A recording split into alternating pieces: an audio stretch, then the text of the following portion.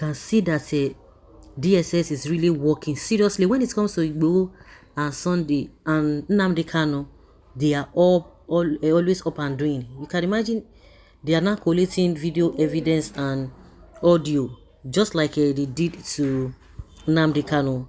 They are beginning to collate all those evidences to use against Sunday Igboho as well. And you begin to wonder, why is it that those who are real terrorists are not being looked at? Similar to the case of Nnamdi Kanu, the Department of State Services, DSS, has garnered audio and video recordings to be used against Sunday Igboho in the event of a trial in Nigeria. The federal government wants him extradited from Benin Republic. The presidency and relevant security agencies have remained silent on the Monday incident at the Gadion Airport in Cotonou. Igboho, renamed Sunday Adeyemo, may face charges related to treasonable felony. That is it. It's not always more than that. They will accuse you of being a terrorist, treasonable felony, for urging people to take up arms. Igboho openly boasted he could help to procure guns, and that anybody caught with one should tell the authorities he made the provision. In a viral video, the 48-year-old separatist encouraged communities to buy arms and ammunition for their youth. Those who don't have guns contribute money and buy guns for them. You can record me. If they don't know where to buy gun, I will help them to buy it. No government can say people should not carry weapons now. If the youths are caught, they should tell them that I, Igboho, provided the guns. The guns are to protect ourselves. We will fortify them with charms, he added. Under the law threatening the state with war, which Kanu, leader of the indigenous people of Biafra, IPOB, and Igboho repeatedly did, are treason.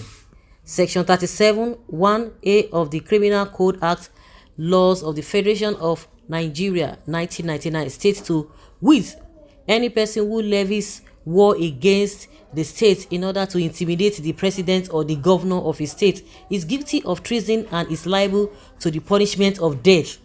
Kanu and Igboho threatened to could raise an army to fight the government. In one of his broadcasts, Kanu said he could order a hit on Southeast governors. Igboho often lambasted some Southwest governors and leaders of working against the actualization of Yoruba nation. He also accused President Muhammadu Buhari of looking the other way as violent Fulani herdsmen kidnap, murder and rape Yorubas. Although criticism may are protected in the constitution under freedom of speech, Igboho is in trouble for pronouncements, including forceful breakup of Nigeria. 2 weeks ago, the presidency hinted that the agitator will face the music. A statement by presidential spokesman Garba Shehu endorsed security agencies' iron fist in recent times. Shehu called Igboho a fellow who has also been conducting acts of terror and disturbing the peace under the guise of protecting fellow kinsmen. Buhari's aide said Igboho's utterances and antics became hate speeches and accused Igboho attempting to build an armory and planning to either undermine the unity of Nigeria. Assault weapons are not tools of peace-loving people, and as such, regardless of what they are and where they are from, the security agencies should treat them all the same, Shehu declared. A source told Sahara Reporters Daily Post that Igboho's audio and video interview, as well as comments in clips on the internet, have been collated. This is what they have been doing to Kanu. The DSS investigators played different recordings and asked him to confirm if he uttered those things or not.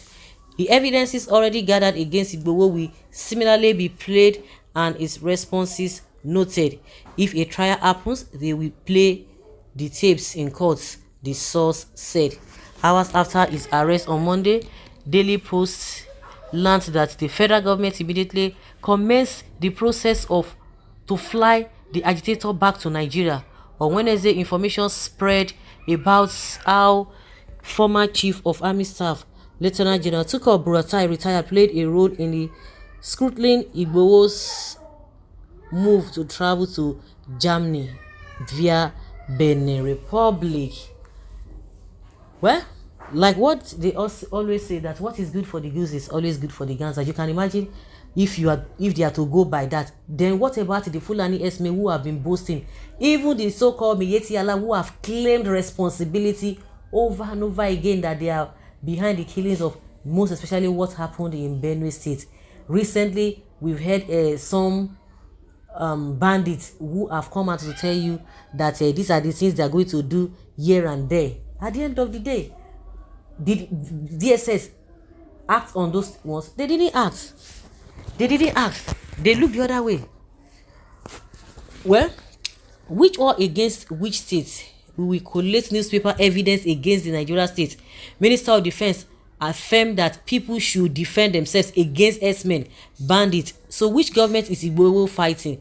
So we should not defend ourselves so that Buhari men and killers should finish us one by one. 5. Abi, we are ready for all of you. Are you minding those bloody testy beasts? The chief of army staff said repeatedly that Nigerians should defend themselves against the bandits, and it is the same thing Igboho said and is doing. Wicked people and callous people in government, none of you will escape the wrath of heaven. Nigeria government is going after agitators who challenge terrorist activities of Fulani land grabbing agenda against indigenous people of Nigeria, but terrorists who trouble the country are moving freely in the streets while their sponsors and leaders are gaining multiple political appointments from Buhari government. Is this not a pointer that Buhari is running a terrorist government? It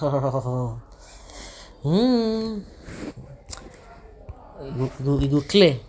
It is their own words from their own mouth that will be used against them. Your tongue is the most powerful tool and it will put you where you belong to. But the ones who said other things, you look at it, because let us not even judge, okay, try to defend them. Well, this nonsense country running by Abuki Esme is nothing but zoo. They only depend on arresting of tribe agitators.